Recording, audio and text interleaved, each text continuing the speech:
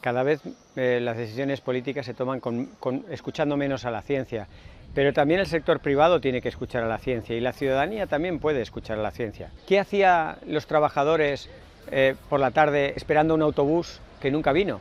Ahí hay un fallo a 3 escalas que ilustra perfectamente cómo tenemos que hablar más. Yo no supe hasta ese día realmente que tenemos un derecho a no ir a trabajar si hay una amenaza sobre tu integridad física. Y ese día no te lo pueden descontar del sueldo ni te pueden tomar ningún tipo de represalia. Y es un derecho que ha costado mucho alcanzar, compartir información, tomar decisiones de forma mucho más transversal de lo que lo hemos hecho.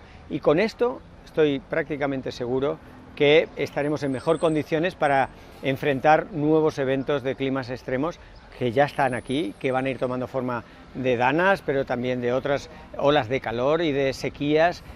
Todas estas situaciones incómodas van a ir ocurriendo con más frecuencia y si no desarrollamos esas bases fundamentales de la convivencia y de la democracia, vamos a tener amplificada lo que es un desastre natural.